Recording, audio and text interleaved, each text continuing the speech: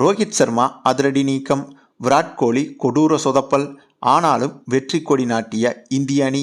இந்திய ரசிகர்களை மிரள வைத்த இன்றைய முதல் நாள் ஆட்டம். பற்றி எறிந்த 5வது டெஸ்ட். அதாவது இந்தியா மற்றும் ஆஸ்திரேலியா அணிகளுக்கு இடையே பார்டர் கவாஸ்கர் டெஸ்ட் டிராபி தொடர் நடைபெற்று வருகிறது. ஏற்கனவே 4 போட்டிகள் முடிவடைந்து விட்ட நிலையில் இன்றைய தினம் 5வது போட்டி ஆஸ்திரேலியாவில் சிட்னி மைதானத்தில் வைத்து தொடங்கியது. இந்த போட்டியில் இந்திய அணி கட்டாயம் வெற்றி பெற வேண்டிய அவசியத்திலும் இருக்கிறது. ஏனென்றால் இந்த கடைசி டெஸ்ட் போட்டியில் இந்திய அணி வெற்றி பெற்றால்தான் இந்த பார்டர் கவாஸ்கர் டிராபி தொடரை இழக்காமல் தொடரை சமன் செய்யவாது முடியும். அதேபோல இந்த போட்டியில் வெற்றி பெற்றால்தான் டெஸ்ட் உலகக்கோப்பை ஃபைனலுக்கான வாய்ப்பிலும் இந்திய அணி நீடிக்க முடியும். ஆக இந்த போட்டியின் வெற்றியில்தான் இந்திய அணியின் பல முக்கியமான முடிவுகள் காத்திருக்கிறது. அப்படிப்பட்ட முக்கியமான இந்த மேட்ச் இன்று தொடங்கி டாஸ் ஜெயித்த இந்திய அணி முதலில் பேட்டிங்கை தேர்வு செய்திருந்தது. மேலும் இந்த போட்டியில் ரோஹித் சர்மா அதிரடியாக நீக்கப்பட்டிருந்தார். கேப்டனாக ஜாஸ்பிரிட் பும்ரா தான் இடம்பெற்றிருந்தார். ஏற்கனவே 4வது டெஸ்ட் போட்டிக்கு பிறகு ஒரு சில நாட்கள் இந்திய சீனியர் வீரர்களுக்கும் கௌதம் காம்பீருக்கும் இடையே வாக்குவாதம் இருந்து வந்ததாக சொல்லப்பட்டது. இந்த நிலையில்தான் ஃபார்மில் இல்லாத ரோஹித் சர்மாவை இந்த கடைசி டெஸ்ட் போட்டியில் அதிரடியாக நீக்கியிருக்கிறார் கௌதம் காம்பீர். ரோஹித் சர்மா இன்று விளையாடாததற்கு காரணம் முழுக்க கௌதம் காம்பீர் எடுத்த முடிவுதான் என்றும் கூறப்படுகிறது. அது மட்டுமில்லாமல் இன்றைய போட்டியில் மற்றொரு சீனியர் வீரரான விராட் கோலி சொற்ப ரன்களில் விக்கெட்டை இழந்து இவரும் ரசிகர்களை ஏமாற்றியிருந்தார். ஆகவே இன்றைய போட்டியோடு கண்டிப்பாக ரோஹித் சர்மாவும் விராட் கோலியும் ஓய்வு முடிவை அறிவிப்பதற்கு அதிக வாய்ப்புகள் இருப்பதாகவும் தகவல்கள் வெளியாகிறது. அதாவது இந்த 5வது டெஸ்ட் போட்டி மொத்தமாக முடிந்த பிறகு இந்த இருவரும் ஓய்வு முடிவை அறிவிப்பதற்கு அதிக வாய்ப்புகள் இருக்கிறது.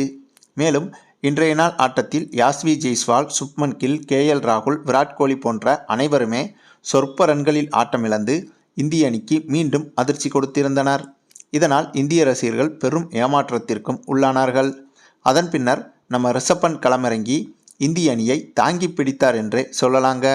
ஏனென்றால் இவரும் ஜடேஜாவும் ஒரு நிலையான பார்ட்னர்ஷிப்பை அமைத்து இந்திய அணியின் பெரும் சரிவை தடுத்து நிறுத்தி இந்திய அணியை மீட்டு கொடுத்தனர். குறிப்பாக இன்னைக்கு நம்ம ரிஷப் பண்ட் பேட்டிங்கை பார்த்தீங்கன்னா வழக்கமாக இவர் தான் பந்தை போட்டு அந்த அடி அடிப்பாப்புல. ஆனால் இன்னைக்கு இவரை போட்டு பந்து அந்த அடி அடிச்சிருச்சுங்க. ஆமாங்க, அதற்கு காரணம் இன்று இவர் எதிர்கொண்ட அனைத்து பந்துகளையும் பேட்டால் தடுத்ததை விட இவரது உடம்பால் தடுத்தது தான் அதிகம். அந்தளவுக்கு ரிஷப் பண்டின் உடல் பாகங்களின் ஒவ்வொரு பகுதியையும் ஆஸ்திரேலியா பவுலர்கள் வீசிய பந்துகள் பதம் பார்த்தது. ஆனாலும் கூட அத்தனை அடிகளையும் வாங்கி கொண்டு அசராமல் களத்தில் நின்று இந்திய அணிக்காக சிறப்பாக விளையாடியிருந்தார் ரிஷப் பண்ட். ஆக மொத்தம் ஓவராலாக பார்த்தோம்னா இன்றைய முதல் நாள் ஆட்டத்தில் இந்திய அணி சிறப்பான பேட்டிங்கை வெளிப்படுத்தி இருக்கிறது என்பதும் குறிப்பிடத்தக்கது. ஏனென்றால் இன்றைய முதல் நாள் ஆட்டத்தில் இந்திய அணி எதிர்பார்த்த அளவுக்கு ரன்களை எடுக்கவில்லை என்றாலும் இன்றைய நாளில் பிச்சின் தன்மையை வைத்து பார்க்கும்போது இன்றைய நாள் ஆட்டத்தில் 100 ரன்களை தொடுவது என்பது மற்ற அணிகளுக்கு கடினமாக இருந்திருக்கும். அந்தளவிற்கு பிச்சின் தன்மை கணிக்க முடியாத அளவுக்கு இன்று வெறித்தனமாக இருந்தது. பந்து ஒரு இடத்தில் பிச்சானால் வேறு ஒரு இடத்திற்கு திரும்புகிறது, வேறொரு இடத்தில் பிச்சானால் திடீரென்று தலையை நோக்கி திரும்புகிறது. இப்படியாக இன்றைய நாள் பிச்சில் ஆங்காங்கே பாறாங்கற்களை புதைத்து வைத்தது போல செயல்பட்டது இன்றைய பிச். அதனால்தான் ரிஷப் பண்டும் கூட நிறைய பந்துகளை உடம்பில் வாங்கினார். சரி, நீங்கள் சொல்லுங்கள், இன்றைய நாள் ஆட்டத்தில் இந்திய அணியின் பெர்ஃபார்மன்ஸ் எப்படி இருந்தது என்பதை பற்றி உங்களுடைய கருத்துக்களையும் கமெண்டில் தெரிவிங்க. மேலும் இந்த வீடியோ பிடிச்சிருந்தா லைக் பண்ணுங்கள், மற்ற அனைவருக்கும் ஷேர் பண்ணுங்கள், மறக்காமல் நம்ம சேனலை சப்ஸ்கிரைப் பண்ணுங்கள்.